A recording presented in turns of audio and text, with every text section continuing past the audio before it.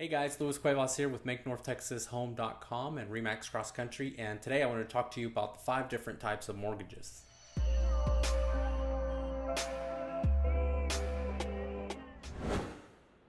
All right, so the first one is an FHA loan. Now, an FHA loan is one of the more popular loans. Two big reasons is because it's got a low down payment requirement, sometimes as low as about 3.5, and a low credit score requirement as well. So for those two reasons, it's really popular among first-time home buyers and buyers in general. Just a couple of things to note about an FHA loan is that you will have what's called a mortgage insurance premium. And essentially what this is an insurance that goes to protect the loan in case you were to go into default. And they charge this in an upfront fee at closing, and then they also have a monthly fee. Okay, and so that monthly fee gets rolled into your mortgage payment. So just something to consider. Now, how do you avoid that? Well, you would put 20% down and you wouldn't have to pay that fee. So again, FHA, really popular, low credit score, low down payment, and they're pretty flexible. So just something to think about.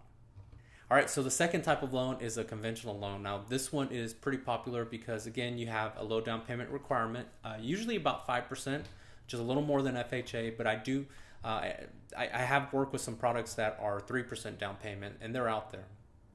But, however, credit score's got to be just a little bit better than FHA.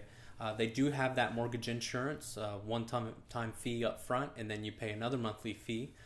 It's just something to consider. If you want to avoid that, then you want to do a 20% down, and you would avoid that altogether. But generally, they've got favorable terms and rates. So pretty popular and just something for you to think about.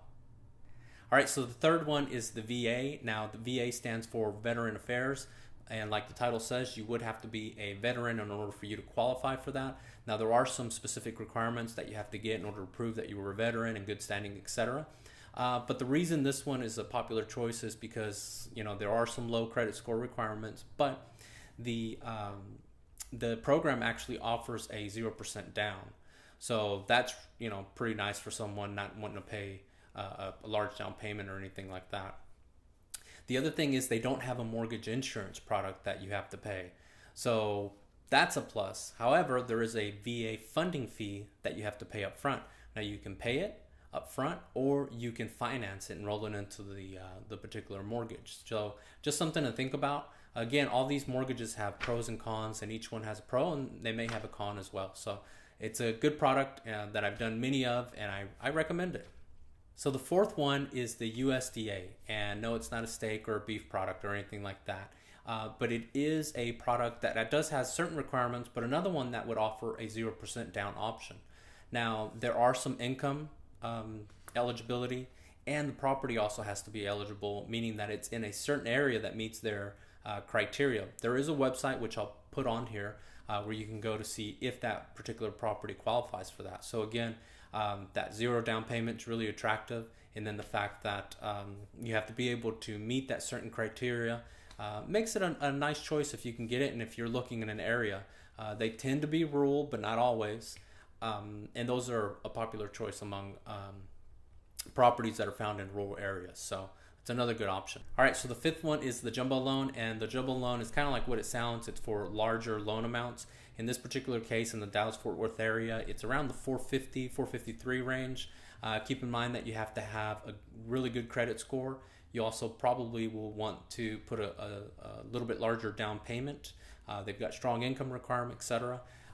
Keep in mind that those tend to be riskier loans. Riskier loans for a couple of reasons. Number one, obviously there's a lot more money, and with that comes a home that's probably not as marketable and won't sell as fast in comparison to a loan that, on a home that's maybe $150,000, $200,000, $300,000 range. These products don't move as fast. So it's something that the bank has to take into consideration. Now, with that being said, one thing, there's a whole market revolving around alternatives to jumbo loans. And the way they usually work is something like this. So in case you don't have that big of a down payment, or you want to finance it without having to go through those stringent income requirements and credit score, etc., a lot of them will do what's called an 80-15-5. So you finance 80% on one loan, 15 on a second, and then you put a 5% down payment. That'll give you more favorable terms and the ability to qualify on that 80%.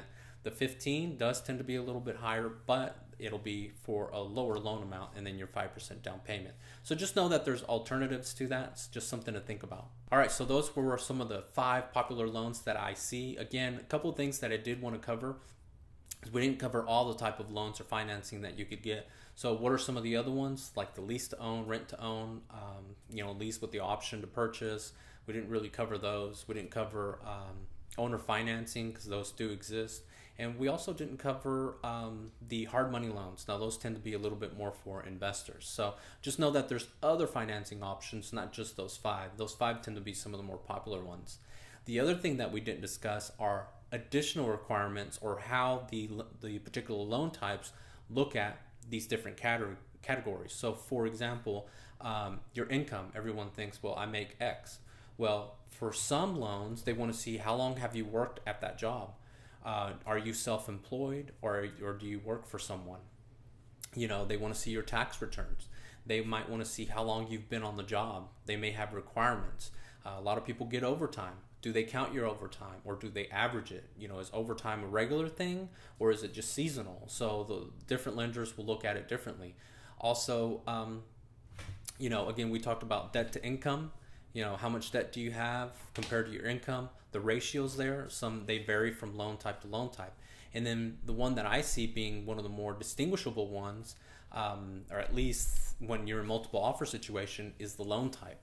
There's some loans that are a little bit more stringent on the type of property that you're getting. For example, there's loans that won't cover condos or certain types of properties. But also the condition. What if you have a broken window, if you've got peeling paint, rotted wood? There are some loans that want that taken care of and repaired up front, while there's other types of loans that will let you get away with it. So just some things to consider. Again, it's not just about income. It's not just about down payment. It's just not about credit score, but there's additional things. That's where I highly recommend a loan officer that's knowledgeable with these different products, so that best suits your needs. So hopefully you learned a thing or two and you enjoyed the video. Thank you so much. Now hopefully you enjoyed this video, and if you want to see more, don't forget to subscribe to my YouTube channel, which is Make North Texas Home, or you can check out more videos on my website, which is makenorthtexashome.com. Thank you so much.